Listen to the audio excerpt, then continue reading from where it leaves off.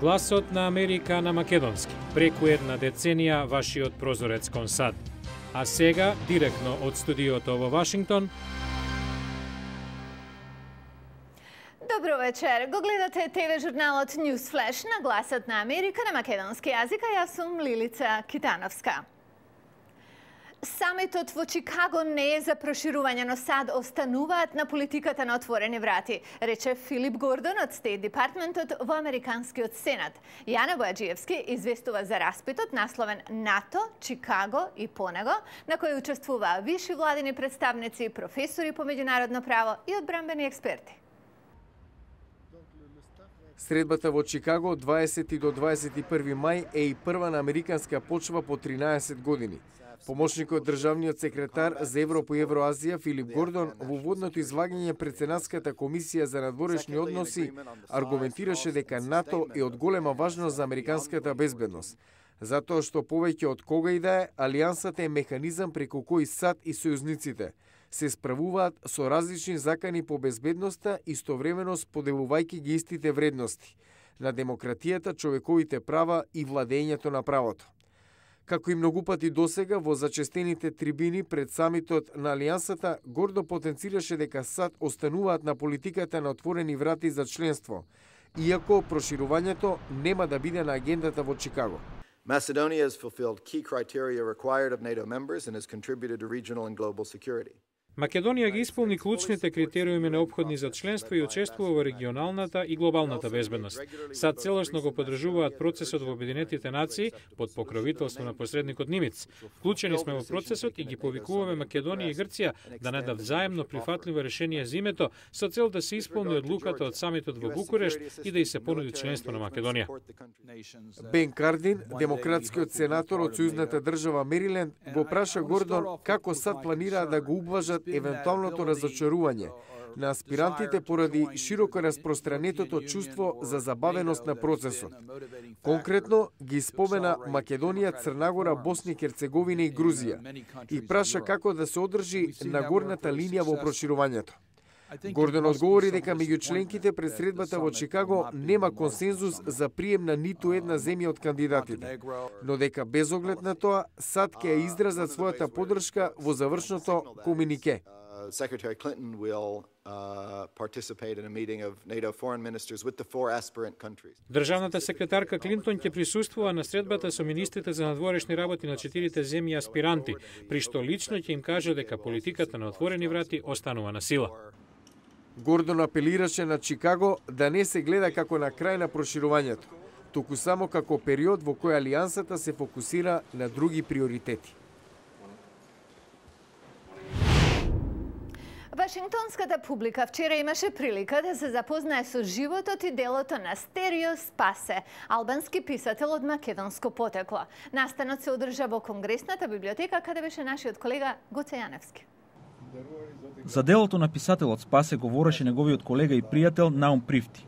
Тој покрај писателската фрли светло и на животната димензија на Спасе, истакнувајќи ја неговата хуманост, посветеност како педагог и поврзаност со Мала Преспа. Прифти верува дека пейсажот на родната Преспа на некој начин ја создал естетската структура на Спасе. За него, човекот што стана познат по романите Зошто, Афардита и расказите Писма до мојот внук во Тирана, Аријан од Македонија и Косово, не е само писател, туку и сврзна точка на два народа. Благодарение на неговите дела и талент, Спасе си обезбеди место во албанската литература и тоа е најдобрата врска во традиционално добрите односи меѓу албанците и македонците. За амбасадорот на Република Албанија во САД, Гилберт Галанджи, делата кои ги оставил Спасе, го надминуваат времето кога се создадени. Ни покажуваат дека народите на Балканот имаат многу заедничко, многу вредности, а ние треба да го поттикнуваме духот на соработка и добрососедство секогаш кога и каде можеме. За внукот на писателот Аријан Спасе, кој е советник во албанската амбасада во САД, настанот имаше длабока емоционална вредност. Смета дека дошол во вистинско време, дека албанците и македонците историски споделувале културни и духовни врски, а дека делото на Спасе е пример за таквата вредност. Тој беше свесен за своите корени и потекло. Дел од неговата култура беше Македонија. Тој тоа го покажа во односите со неговите сонародници, кои беа негови добри пријатели, а тој беше длабоко почитуван во регионот на Преспа. Спасе пишувал и објавувал на албански, но бил собирач на македонското народно творештво и го негувал македонскиот јазик. Македонскиот јазик беше дел од нашиот секојдневен живот. Мојата комуникација со него и мојата баба, неговата сопруга, беше на македонски. Читаше македонска литература и ги следеше вестите поврзани со Македонија. Со посетите на Преспа, но и со сликањето на животот таму, беше во контакт со македонскиот јазик. Овој настан го организираше Конгресната библиотека во Вашингтон во соработка со Обединетата македонска дијаспора и Албанско-американската национална организација. Овој настан во Конгресната библиотека, а пред се делата на Стерео Спасе, несомнено ги задолжуваат македонската и албанската култура. За гласот на Америка на македонски од Вашингтон, Гоце Јаневски. Што е потребно за млад човек да успее во Холивуд? Прашањето го отвораме по повод новата научно-фантастична психолошка драма «Звукот на мојот глас». Филмот е за млада лидерка на култ која тврди дека е од иднината, но повеќе од приказната интригира актерката во подем Брит Марлинг. Со неа и со режисерот Зал Батмангли разговараше Пенелопи Пулу од Гласот на Америка. You see, the anchor is the sign of a traveler. And the number 54 refers to where I come from. 2054.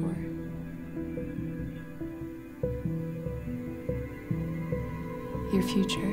Меги е мистериозна фигура која живее во подрум во Лос Анџелес.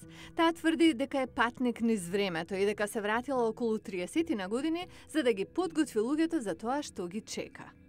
Како секој хипнотизирачки култен лидер, таа има следбеници. Ја слушаат како зборува за сурова иднина со војна, глад и сиромаштија. Но не се сите нејзини вистински следбеници.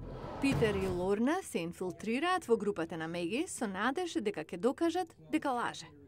Работите не одат според планот. I just feel like we're in over our heads with this whole thing, you know? It's like we started out wanting to make a documentary on cults. Now we're in one? Yeah, that's investigative journalism. Питер не и верува на Меги, но фасциниран е од неа. You're hiding from me, Peter. Режијата, продукцијата и сценариото се на Зал Батмангли. Тој вели дека било тешко да се биде нов во индустријата во тешки економски времења.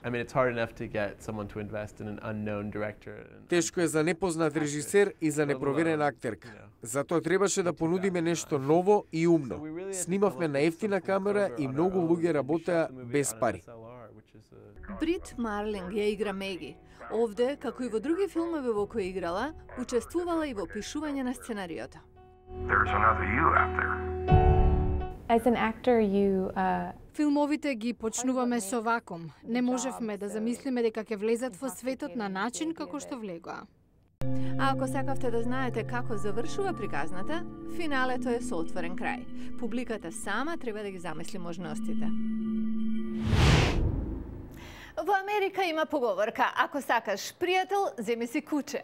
Последниве години тоа особено се врзува за Вашингтон, а како што ќе видиме во понеделник, некои мислат дека, иронијата настрана, на луѓето им треба 4-ножен пријател и уште повеќе ако се во дом за стари лица. Во понеделник во News Flash, терапија за артритис, хипертензија и старост со помош на животни.